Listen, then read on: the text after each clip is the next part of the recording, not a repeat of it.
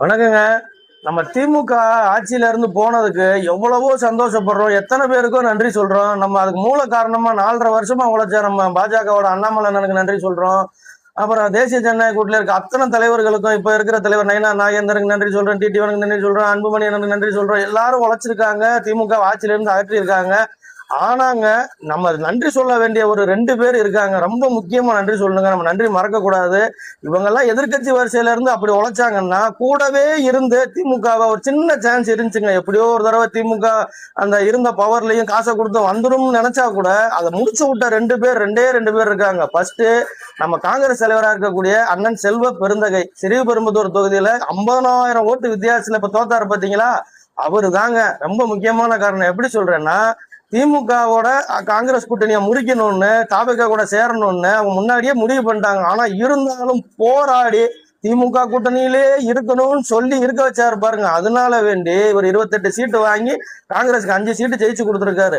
ஒருவேளை அவங்க திமுக கூட்டணியில இருந்து வெளியே போயிருந்தாங்கன்னா இந்த 28 சீட்லயும் திமுக நின்று இருந்தா குறைஞ்சது ஒரு 13-14 சீட்டு வந்து திமுகவோட எண்ணிக்கை கூடியிருக்கும். அதுக்காக நம்ம அவருக்கு நன்றி சொல்லணும். இன்னொரு ஆளு ரொம்ப ரொம்ப முக்கியமானவர் அண்ணன் சேகர் பாபுங்க. அவருக்கு நம்ம நன்றி சொல்லாம இருக்கலாங்களா?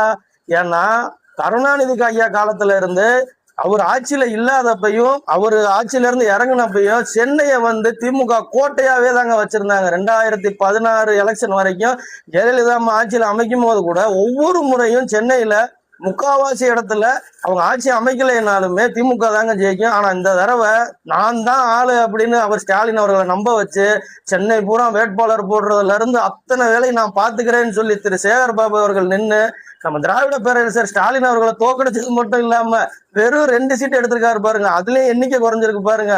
இந்த எண்ணிக்கையெல்லாம் ஒருவேளை கூட வந்திருந்தா இவங்க 89, 99 வந்திருப்பாங்க. இன்னும் குழப்பமான சூழ்நிலை உண்டாயிருக்கும். திமுக வீட்டுக்கு போனதுக்கு மற்றவங்களை விட இவங்க 2 பேரும் மூல காரணங்கிறதுனால நம்ம யோசனை பண்ணி அவங்கள வாழ்த்தணுங்க, நன்றி சொல்லணுங்க. நன்றிங்க.